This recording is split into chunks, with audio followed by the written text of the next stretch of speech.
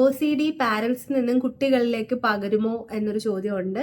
Yes, of course OCD ജനറേഷണലായിട്ട് കൈമാറി വരാനുള്ള chances വളരെ കൂടുതലുണ്ട്.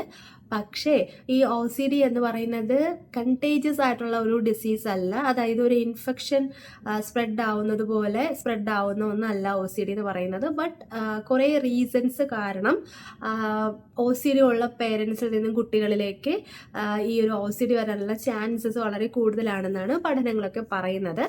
സോ ഹിയർ OCDയിലേക്ക് പോകുമ്പോൾ ഒന്നുകൂടി എനിക്ക് ഓർമ്മിപ്പിക്കാനുണ്ട്, OCD എന്ന് പറയുന്നത് നന്നായി വൃത്തിയുള്ളതിനെ സൂചിപ്പിക്കുന്ന ഒരു വാക്കല്ല. OCD എന്ന് പറയുന്നത് ഒബ്സഷന്റെയും കമ്പൽഷന്റെയും ഒരു വളരെ വിചിത്രമായ ഒരു കോമ്പിനേഷൻ ആണെന്ന് വേണമെങ്കിൽ പറയാം.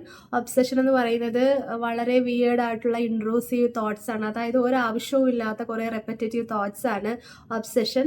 ഈ റെപ്പറ്റേറ്റീവ് തോട്ട്സ് നമുക്ക് ആങ്സൈറ്റി ഉണ്ടാക്കും. ഈ ആങ്സൈറ്റിയിൽ നിന്ന് നമുക്കൊരു ആശ്വാസം കിട്ടാൻ വേണ്ടി നമ്മൾ ചെയ്യുന്ന ചില ആക്ഷൻസ് ഉണ്ട്. അതാണ് കമ്പൽഷൻ എന്ന് പറയുന്നത്.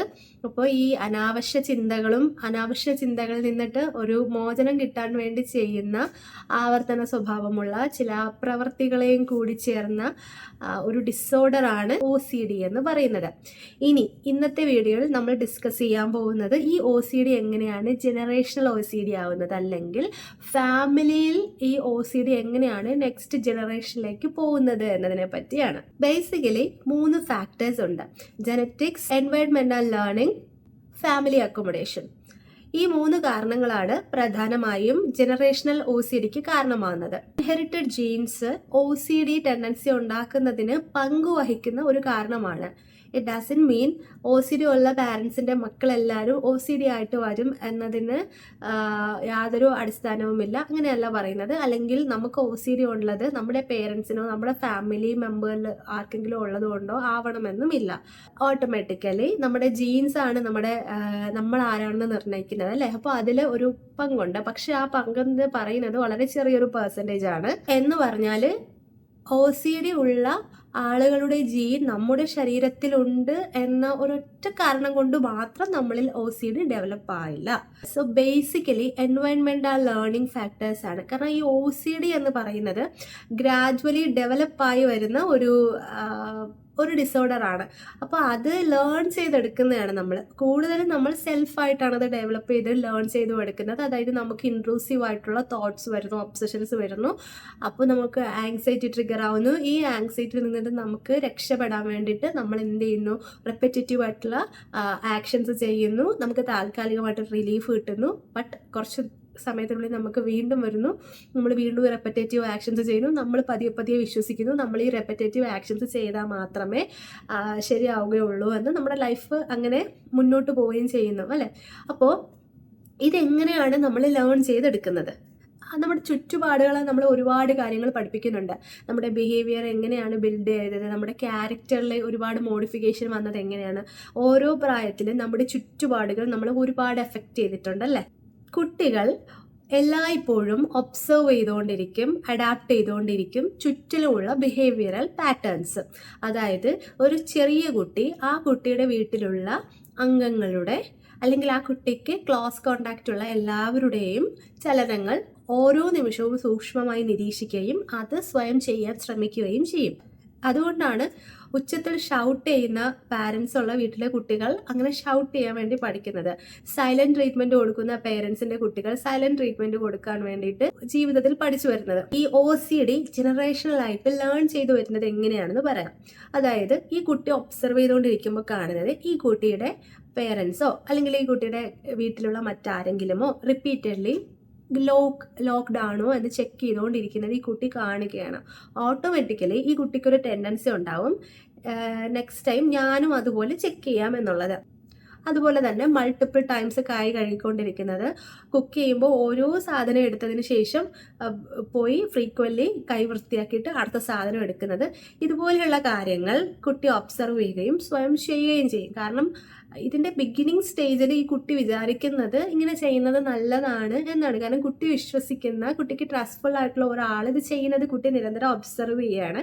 സോ കുട്ടിയുടെ ബ്രെയിനിൽ ഇത് എങ്ങനെയാണ് സേവ് ആവുന്നത്, ഇത് നല്ല കാര്യമാണ്, ഞാനും അങ്ങനെ ചെയ്യാം എന്നുള്ളതാണ്. അങ്ങനെ ഈ കുട്ടി ഇത് ലേൺ ചെയ്യുകയാണ്, ഇത് നല്ല ഒരു ഹാബിറ്റാണ് എന്നുള്ളത്.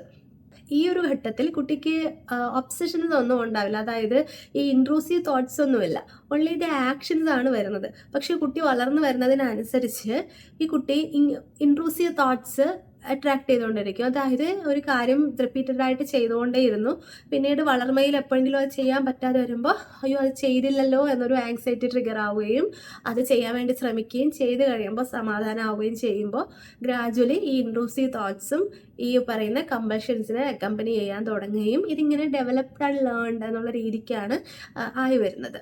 ഫാമിലി അക്കോമഡേഷൻ എങ്ങനെയാണ് കുട്ടികളെ OCDയിലേക്ക് കൊണ്ടുപോകുന്നത്? അതായത് കോൺസ്റ്റൻ്റ് ആയിട്ട് റെപ്പിറ്റഡ്ലി ഒരാൾ ഒരു കാര്യം ചെയ്യുന്നത് കണ്ടു വളർന്ന കുട്ടി അതുപോലെ ചെയ്യാൻ തുടങ്ങുമ്പോൾ ഇതാരാണോ ചെയ്തിരുന്നത് അവരിൽ നിന്നും കിട്ടുന്ന അപ്രീസിയേഷൻ, കൺസിഡറേഷൻ എന്നിവ ഈ കുട്ടിയെ ഇത് കൂടുതൽ വിശ്വസിപ്പിക്കാൻ പ്രേരിപ്പിക്കുകയും ഇത് തുടരെ ചെയ്യാൻ ഒരു പ്രേരക ഘടകമായി മാറുകയും ചെയ്യുന്നു. അതായത് ഫാമിലി മെമ്പേഴ്സ് തന്നെ അൺഇൻറ്റൻഷനലി ഇവരെ സപ്പോർട്ട് ചെയ്തുകൊണ്ടിരിക്കും ഈ പറയുന്ന റെപ്പറ്റേറ്റീവ് ആക്ഷൻസിനെ. കാരണം ഓൾറെഡി ഈ ഫാമിലി മെമ്പേഴ്സ് OCDയിൽ കൂടി കടന്നു പോകുന്നവരായിരിക്കാം. അത് റിയലൈസ് ചെയ്തിട്ട് ഇല്ല എങ്കിൽ പ്രത്യേകിച്ചും അൺഇൻറ്റൻഷനലി ഇതേ കാര്യം ചെയ്യുന്ന കൊച്ചു കുട്ടികളെ പ്രോത്സാഹിപ്പിച്ചുകൊണ്ടിരിക്കും. അപ്പോൾ കിട്ടുന്ന ആ ഒരു അപ്രീസിയേഷൻ, അല്ലെങ്കിൽ ഞാൻ ചെയ്തത് നന്നായി എന്ന് ഞാൻ ട്രസ്റ്റ് ചെയ്യുന്ന എൻ്റെ വീട്ടിലെ മുതിർന്നവർ പറയുമ്പോൾ കിട്ടുന്ന ഒരു സന്തോഷം, ഈ സന്തോഷം വീണ്ടും വീണ്ടും എന്താണ് ഈ കമ്പൽസീവ് ആക്ഷൻസ് ചെയ്യാൻ വേണ്ടി കുട്ടികളെ പ്രേരിപ്പിക്കും. ഇപ്പോൾ നിങ്ങൾ കൺസേൺ ആവുകയാണ്, എനിക്ക് OCD ഉണ്ട്, ഇനി എൻ്റെ കുട്ടിക്കും അതുകൊണ്ട് OCD ഉണ്ടോ എന്നൊരു കൺസേൺ നിങ്ങൾക്ക് തോന്നുകയാണെങ്കിൽ അത് ചെക്ക് ചെയ്യാനുള്ള ചില രീതികളുണ്ട്. പക്ഷേ നമ്മളിത് മനസ്സിലാക്കുന്നതിൽ കൂടി നമ്മുടെ ഇൻറ്റൻഷൻ ഒരിക്കലും ഈ ആങ്ഷ്യസ് തോട്ട്സിനെ റിമൂവ് ചെയ്യുക എന്നുള്ളതാവരുത്. കാരണം ആങ്ഷ്യസ് തോട്ട്സ് എല്ലാവരിലും ഉള്ളതാണ്. അതൊരു ലെവലിൽ കൂടുതലാവുമ്പോഴാണ് ആങ്സൈറ്റി എന്നുള്ളൊരു അവസ്ഥയിലേക്ക് പോകുന്നത്, അല്ലെങ്കിൽ OCD എന്നുള്ളൊരു രീതിയിലേക്ക് മാറുന്നത് ഒക്കെ. പക്ഷേ ഒരു ലിമിറ്റഡ് അളവിൽ എല്ലാവരിലും ഉള്ളതാണ് ആങ്ഷ്യസ് ആയിട്ടുള്ള തോട്ട്സ്. സോ ഒരിക്കലും ആങ്ഷ്യസ് തോട്ട്സിനെ റിമൂവ് ചെയ്യാം എന്നൊരു ഇൻറ്റൻഷനോട് കൂടി കുട്ടികളെ ഒബ്സർവ് ചെയ്യാനോ കറക്റ്റ് ചെയ്യാനോ പോകാൻ പാടില്ല. ഹെൽപ്ഫുൾ ആയിട്ടുള്ള അപ്രോച്ചസ് പറയാം. Number 1, avoid involving in your child for compulsions. For example, don't ask them to check things repeatedly. നിങ്ങൾ ഒരിക്കലും ഒരു കാര്യത്തിന് മൾട്ടിപ്പിൾ ടൈം ചോദിച്ച് റീ അഷുറൻസ് വാങ്ങാതിരിക്കുക. ഒരു കാര്യം അവർ പറയുമ്പോൾ അതിനെ വീണ്ടും വീണ്ടും ചോദിച്ച് അതാണ് എന്നുള്ളൊരു നിഗമനത്തിൽ എത്താനുള്ള ഒരു വഴി ഉണ്ടാക്കാതിരിക്കുക. ഒരു തവണ പാത്രങ്ങൾ വൃത്തിയാക്കുന്ന ഒരു കുട്ടി, അല്ലെങ്കിൽ ഒരു തവണ സെൽഫായിട്ട് കുളിക്കാൻ പഠിക്കുന്ന ഒരു കുട്ടി, അത് ശരിയായില്ല, അത് വീണ്ടും വീണ്ടും ചെയ്യണം എന്ന് പറയുമ്പോൾ ഈ OCD ഡെവലപ്ഡ് ആവാനുള്ള ചാൻസും കൂടുതലാവും. അതുകൊണ്ട് നിങ്ങൾക്ക് ഇങ്ങനെ ഒരു കൺസേൺ തോന്നുകയാണ്, നിങ്ങൾക്ക് OCD ഉണ്ട്, നിങ്ങളുടെ കുട്ടി ഇത് ഒബ്സർവ് ചെയ്ത് വളർന്ന കുട്ടിയാണ്, കുട്ടിക്ക് OCD ഉണ്ടാവാനുള്ള ചാൻസസ് ഉണ്ട് എന്നുള്ള ഒരു രീതിയിൽ തോന്നുകയാണെങ്കിൽ ഫസ്റ്റ് നിങ്ങൾ ചെയ്യേണ്ടത് withdraw your self from involving these compulsive actions എന്നുള്ളതാണ്. അവരൊരു കാര്യം പറയുമ്പോൾ അത് ഒരു തവണ തന്നെ ട്രസ്റ്റ് ചെയ്യാൻ ശ്രമിക്കുക. അതിനെ വീണ്ടും വീണ്ടും റീഅഷുറൻസ് നോക്കിക്കൊണ്ടിരിക്കാതെ ഒന്ന് അതിൽ നിന്നിട്ട് നിങ്ങളുടെ ചിന്തയും നിങ്ങളുടെ അറ്റൻഷനും ഒന്ന് മാറ്റി എടുക്കുക എന്നുള്ളതാണ്. Number 2, model healthy coping. That means let your child see that it is okay to feel uncertain. അതായത് ചില കാര്യങ്ങൾ ഒരു സർട്ടനിറ്റി വേണ്ട, അല്ലെങ്കിൽ അത് ഒരു അൺസർട്ടൻ ആയിട്ട് തോന്നുന്നു എന്നുള്ളത് അങ്ങനെ ഇരിക്കാൻ അനുവദിക്കാം.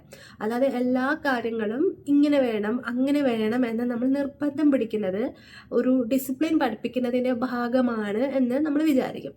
പക്ഷേ നമ്മൾ വളർന്നതുപോലെ ആങ്ഷ്യസ് ആയി ഭയം ഉള്ളിൽ വെച്ച് വളരണ്ട എന്ന് നിങ്ങൾ ആഗ്രഹിക്കുന്നുണ്ടെങ്കിൽ ഒരിക്കലും ഈ പറയുന്ന അൺസർട്ടനിറ്റി പാടില്ല എന്നൊരു തോട്ടിൽ അവരെ വളർത്താതിരിക്കുക എന്നുള്ളതാണ്. So let it be like uncertain ആയിട്ടുള്ള കാര്യങ്ങൾ അങ്ങനെ ഇരിക്കട്ടെ. നമ്മുടെ ലൈഫ് എന്ന് പറയുന്നത് പെർഫെക്റ്റ് ആയിട്ടുള്ള കാര്യങ്ങളുടെ ഒരു കൺസോളിഡേറ്റഡ് ഫോമൊന്നുമല്ല. നമ്മുടെ ലൈഫ് എന്ന് പറയുന്നത് ഒരുപാട് അൺസർട്ടനിറ്റിയും ഒരുപാട് അൺഎക്സ്പെക്റ്റഡ് തിങ്സും ഒരുപാട് ഇംപെർഫെക്ഷൻസും എല്ലാം ചേർന്നതാണ്. So it's okay not to be okay, it's okay if you are not doing things very well എന്നുള്ള രീതിയിൽ കുട്ടികളെ പറയുക. എല്ലായ്പ്പോഴും അല്ല, ചില സമയങ്ങളിലെങ്കിലും അത് ഓക്കെ ആണ്, അതിങ്ങനെ തന്നെ ആവണം എന്നുള്ള നിർബന്ധങ്ങളില്ലാതിരിക്കുന്ന അവസ്ഥയിലാണ് നമുക്ക് ആങ്ഷ്യസ് തോട്ട്സ് കുറയുന്നത്. എൻകറേജ് നോർമൽ ആക്ടിവിറ്റീസ്, അതാണ് മൂന്നാമത്തെ പ്രധാനപ്പെട്ട ഒന്ന്. അതായത് കുട്ടികൾ കളിക്കുമ്പോൾ അത് വേഗം അവരുടെ കയ്യിലും കാലിലും ഒക്കെ ജംസ് ഉണ്ടാവും, അണുബാധ ഉണ്ടാവും. അതുകൊണ്ട് വേഗം പോയി കഴുകണം, വേഗം അങ്ങനെ ചെയ്യണം, ഇങ്ങനെ ചെയ്യണം എന്ന് പറഞ്ഞ് നിർബന്ധം പിടിക്കാതെ അവരതിനെ അനുവദിക്കുക. അവർ പുറത്ത് പോയി കളിക്കുന്നു, മണ്ണിൽ കളിക്കുന്നു, കൈകൊണ്ട് നിലത്ത് തൊടുന്നു, അതൊക്കെ ചെയ്യുമ്പോൾ ശരിക്കും നമ്മുടെ ഇമ്മ്യൂൺ സിസ്റ്റം കൂടിയാണ് ഡെവലപ്ഡ് ആവുന്നത്. എങ്ങനെയാണ് മറ്റുള്ള കാര്യങ്ങളുമായി അഡാപ്റ്റ് ചെയ്യേണ്ടത്, എങ്ങനെയാണ് ശരിയായ രീതിയിൽ പ്രതികരിക്കേണ്ടത്, എങ്ങനെയാണ് പ്രതിരോധ ശേഷി ഡെവലപ്ഡ് ആയിട്ട് എടുക്കുന്നത് എന്നൊക്കെയുള്ളത് ഫ്രീ ആയിട്ട് നാച്ചുറലായിട്ട് വളരുമ്പോഴാണ് സാധിക്കുന്നത്. മറിച്ച് കൂട്ടിലിട്ടതുപോലെ വളർത്തുമ്പോൾ ഒരുപാട് കാര്യങ്ങളുടെ ഒരു ലാക്ക് ഉണ്ടാവും, അല്ലെങ്കിൽ ഒരു അപര്യാപ്തത ഉണ്ടാവും. അതുകൊണ്ട് let them play or let them spend time with other friends, or അവരാഗ്രഹിക്കുന്ന കൊച്ചു കൊച്ചു കാര്യങ്ങൾക്ക് നമ്മൾ ആഗ്രഹിക്കുന്ന മായിട്ടുള്ള കാര്യങ്ങൾ വെക്കാതിരിക്കുക എന്നുള്ളതും വളരെ ഇമ്പോർട്ടൻ്റ് ആണ്. Early signs of childhood OCD, ഇതൊക്കെ നമുക്ക് നിരീക്ഷിച്ച് മനസ്സിലാക്കാമെങ്കിലും കൺക്ലൂഷൻസിൽ എത്തുന്നതിന് മുമ്പ് എപ്പോഴും ഒരു ഒഫീഷ്യൽ അതോറിറ്റിയെ സമീപിച്ചുകൊണ്ട് കാര്യങ്ങൾ ഡയഗ്നോസ് ചെയ്യുന്നതാണ് ഏറ്റവും നല്ലത്. പക്ഷേ നമുക്ക് സെൽഫായിട്ടുള്ള റിയലൈസേഷന് വേണ്ടിയിട്ടുള്ള കുറച്ച് സിംറ്റംസ് ഞാൻ പറയാം.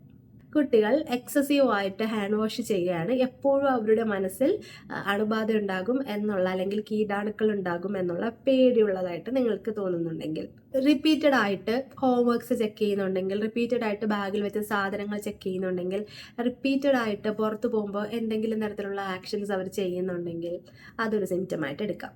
Needing things just to be right, like ശരിക്കും അത് ആവശ്യമുള്ളതോ വേണ്ടിയതോ അല്ല, പക്ഷേ അതുണ്ടെങ്കിലേ എല്ലാം ഓക്കെ ആവുള്ളൂ, പെർഫെക്റ്റ് ആവുള്ളൂ എന്നുള്ള ഒരു പെർഫെക്ഷനിസ്റ്റ് തോട്ട് ഉണ്ടായിരിക്കുക. ചിലപ്പോൾ ചെരുപ്പ് ഊരിയിട്ടിട്ട് അത് ശരിയായിട്ട് നീക്കി കറക്റ്റായിട്ട് വെക്കണം എന്നുള്ളൊരു പ്രവണത കാണിക്കുന്നത്, എന്തെങ്കിലും ആഭരണങ്ങൾ, മാലയോ പാദസരമോ ഒക്കെ ഒരേ ഡയറക്ഷനിലേക്ക് മാറ്റാൻ ശ്രമിക്കുന്നത്, പെൻ ഹോൾഡറിൽ വെക്കുന്ന പേന അല്ലെങ്കിൽ പെൻസിൽ അത് ഒരേ പൊസിഷനിലാണോ എന്ന് ഓൾവേസ് ചെക്ക് ചെയ്യാൻ ശ്രമിക്കുന്നത്, എഴുതുമ്പോൾ ബുക്ക് വെക്കുന്ന ഒരു പൊസിഷൻ ഓൾവേസ് ഒരേ രീതിക്ക് തന്നെ ഇങ്ങനെ വെക്കാൻ ശ്രമിക്കുന്നത്, അതൊന്ന് മാറ്റിക്കഴിഞ്ഞാൽ അസ്വസ്ഥത ഉണ്ടാകുന്നത്, അതൊന്ന് വീണ്ടും നേരെയായിട്ട് വെക്കുമ്പോൾ റിലീഫ് ഉണ്ടാകുന്നത്, അങ്ങനെ ചെയ്യുന്ന കാര്യങ്ങൾ വല്ലാതെ ആങ്ഷ്യസ് ആയി കാണപ്പെടും. അപ്പോൾ ചില വേർഡ്സ് റിപ്പീറ്റഡ് ആയിട്ട് യൂസ് ചെയ്യും, അല്ലെങ്കിൽ റിപ്പീറ്റഡ് ആയിട്ടുള്ള ചില ആക്ഷൻസ് ചെയ്യും, അതിനുശേഷം റിലീവായിട്ട് കാണപ്പെടും. ഈ കാരണങ്ങളൊക്കെ നമുക്ക് ചൈൽഡ്ഹുഡ് OCDയുടെ ഒരു സിംറ്റം കാറ്റഗറിയിൽ ഉൾപ്പെടുത്താവുന്നതാണ്. അഗെയിൻ ഐ എം ടെല്ലിങ്, നമ്മൾ ഒബ്സർവ് ചെയ്യുന്ന സിംറ്റംസ് വെച്ചിട്ട് ജഡ്ജ്മെൻ്റൽ ആവാതിരിക്കുക. എല്ലാ കാര്യത്തിലും എക്സെപ്ഷൻസ് ഉണ്ടാവാം. സോ നിങ്ങൾക്ക് അങ്ങനെ ഒരു കൺസേൺ ആയിട്ട് വരികയാണ് കാര്യങ്ങളെന്നുണ്ടെങ്കിൽ ഉറപ്പായിട്ടും ഒരു ഡോക്ടറെ കണ്ട് കറക്റ്റായിട്ടുള്ള അഡ്വൈസ് എടുക്കുന്നതാണ് 100% നല്ലത്.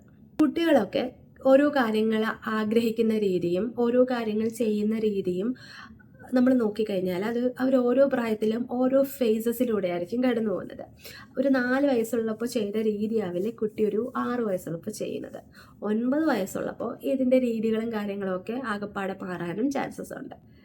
ഇതൊക്കെ അങ്ങനെ ആവാൻ അനുവദിക്കുന്നത് നമ്മൾ അവർക്ക് ചെയ്തു കൊടുക്കുന്ന ഏറ്റവും നല്ലൊരു കാര്യമാണ് വളരാൻ വേണ്ടിയിട്ട്. മറിച്ച് നമ്മളെല്ലാ കാര്യത്തിലും ഇൻവോൾവ്ഡ് ആയിട്ട് അങ്ങനെയേ പാടുള്ളൂ ഇങ്ങനെയേ പാടുള്ളൂ എന്ന് പറയുമ്പോൾ അവരിൽ ആങ്സൈറ്റി വളർത്താൻ വളരെയധികം കാരണമാകും.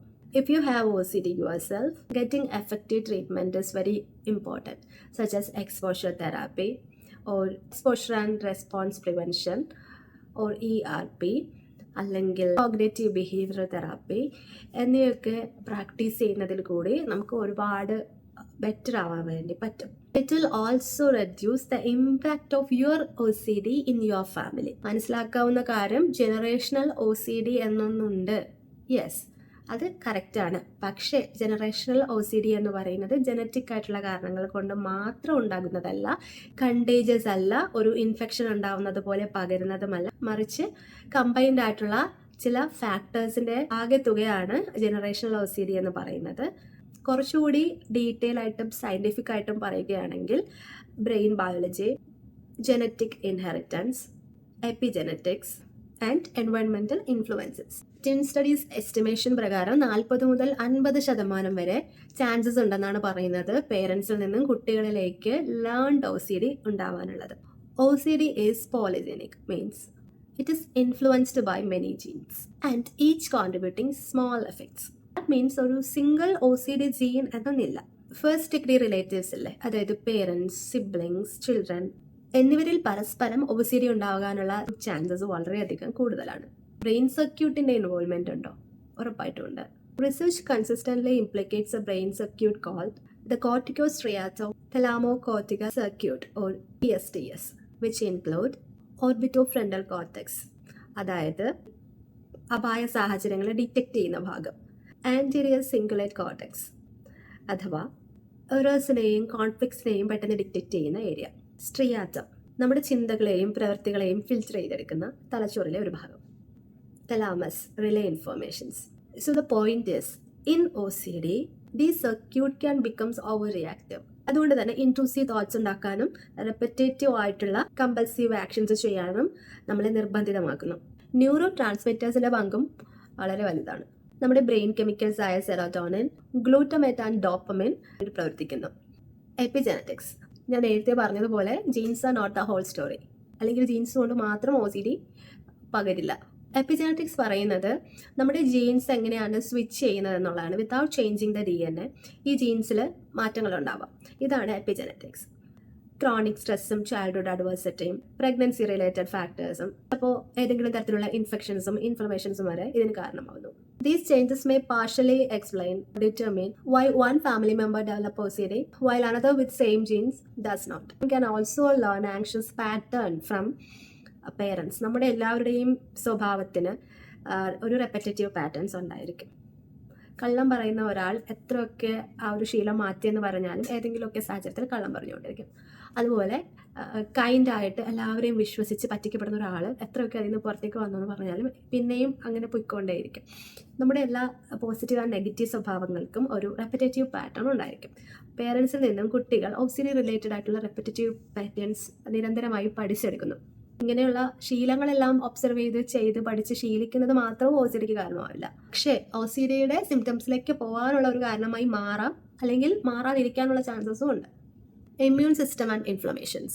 പഠനങ്ങൾ പറയുന്നത് ഒരു ചെറിയ ശതമാനം കുട്ടികൾക്ക് ഏതെങ്കിലും തരത്തിലുള്ള ഇൻഫെക്ഷൻസോ ഇൻഫ്ലമേഷൻസോ വന്നു കഴിഞ്ഞതിന് ശേഷം OCD ഡെവലപ്പ് ചെയ്യാനുള്ള ചാൻസസ് ഉണ്ടെന്നാണ്. ചില സൈക്കാട്രിക്കൽ കണ്ടീഷൻസ് ഉണ്ട്. Example, paediatric autoimmune neuropsychiatric disorders associated with streptococcal infections. എന്ന് വെച്ചാൽ അബ്നോർമൽ ആയിട്ടുള്ള ഒരു ഇമ്മ്യൂൺ ഫങ്ഷൻ അല്ലെങ്കിൽ ഒരു ഇമ്മ്യൂൺ റെസ്പോൺസ് നമ്മുടെ ബ്രെയിൻ ഫങ്ഷനെ എഫക്റ്റ് ചെയ്യാമെന്നുള്ളതാണ്. ഇതും OCD ഡെവലപ്പായി വരാനുള്ള ഒരു ആക്റ്റീവ് എലമെൻ്റ് ആയിട്ടാണ് റിസർച്ചേഴ്സ് പറയുന്നത്.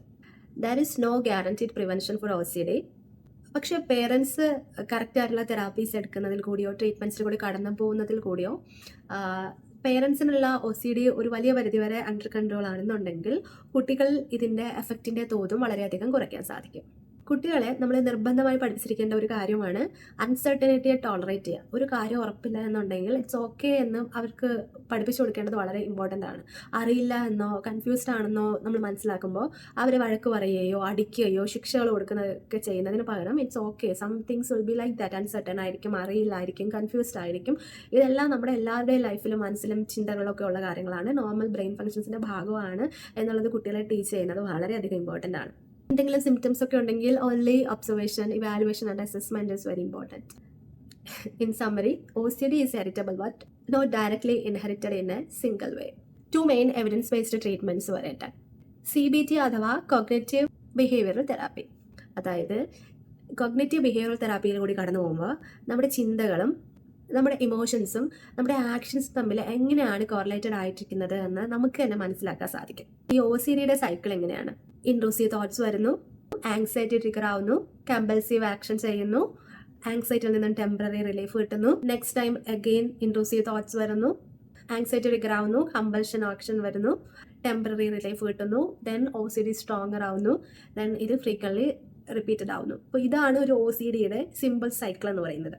കോഗ്നിറ്റീവ് ബിഹേവിയറൽ തെറാപ്പിയിൽ കൂടി കടന്നു പോകുന്ന ഒരാൾക്ക് ഒരു 10 തവണ കൈ കഴുകണമെന്ന് തോന്നുമ്പോൾ മനസ്സിലാക്കാൻ പറ്റും ഇതൊരു ഫാക്റ്റ് അല്ല, എൻ്റെ ഒരു ഇൻട്രൂസീവ്, അതായത് ഒരു അൺനെസസറി തോട്ട് മാത്രമാണ്, പക്ഷേ എനിക്ക് ശരിക്കും 10 ടൈംസ് കൈ കഴിക്കേണ്ട ആവശ്യമില്ല എന്നുള്ളത്. അതൊരു ഫാക്റ്റ് അല്ല, മറിച്ച് ഒരു OCDയുടെ തോട്ട് മാത്രമാണ് എന്നുള്ള ഒരു റിയലൈസേഷൻ ഈച്ച് ടൈം ഉണ്ടായിക്കൊണ്ടിരിക്കും. അതുപോലെ തന്നെ നമ്മുടെ ചിന്തകളും പ്രവർത്തികളും എല്ലാം ഒന്നല്ല. നമ്മുടെ ചിന്തകൾക്കും പ്രവർത്തികൾക്കും ഇടയിൽ എപ്പോഴും ഒരു ഗ്യാപ്പ് ഉണ്ടായിരിക്കും. നമ്മൾ ഒരു ചായ കുടിക്കുമ്പോൾ നമ്മുടെ ചുണ്ടിനും കപ്പിനും ഇടയിൽ ഒരു ഗ്യാപ്പ് ഉണ്ടെന്ന് പറയുന്നത് പോലെ നമ്മുടെ ചിന്തകൾക്കും പ്രവർത്തികൾക്കും ഇടയിൽ എപ്പോഴും ആരോഗ്യകരമായിട്ടുള്ള ഒരു ഗ്യാപ്പുണ്ട്.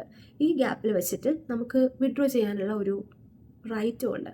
സോ എപ്പോഴും ചിന്തകൾ ഉണ്ടാകുമ്പോൾ ആ ചിന്തകളുടെ പ്രവൃത്തിയിലേക്ക് പോകുന്നതിന് മുമ്പ് നമുക്ക് പിന്തിരിയാൻ പറ്റും എന്നുള്ള ആ ഒരു പവർ നമ്മുടെ കയ്യിലുണ്ട് എന്നുള്ളൊരു റിയലൈസേഷൻ ഉണ്ടാവും.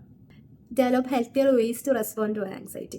അതായത് ആങ്സൈറ്റി ഉണ്ടാകുമ്പോൾ നമുക്ക് ആ ആങ്സൈറ്റിയിൽ നിന്ന് റിലീഫ് കിട്ടുന്നതിന് വേണ്ടി ഈ ഒരു കമ്പൽഷൻ അല്ലെങ്കിൽ ഒരു കമ്പൽസീവ് ആക്ഷൻ ചെയ്യാതെ ഹെൽത്തിയർ ആയിട്ട് നമുക്ക് മാറാൻ പറ്റും, അതിനുള്ള ഓപ്ഷൻസ് ഉണ്ട് എന്നുള്ള ഒരു അറിവും കിട്ടും. അപ്പോൾ ഇതൊക്കെയാണ് കോഗ്നേറ്റീവ് ബിഹേവിയറൽ തെറാപ്പിയുടെ ഒരു റിസൾട്ട് എന്ന് പറയുന്നത്. ഇന്നത്തെ കാലത്ത് ഈ തെറാപ്പിയൊക്കെ വളരെയധികം എക്സ്പെൻസീവ് ആണ്, റീച്ചബിളും അല്ല എല്ലാവർക്കും, അല്ലെങ്കിൽ എവിടെയാണ് ഏറ്റവും വിശ്വസ്തമായതെന്നൊക്കെ മനസ്സിലാക്കാനും ഒക്കെ കുറേ പ്രയാസമാണ്.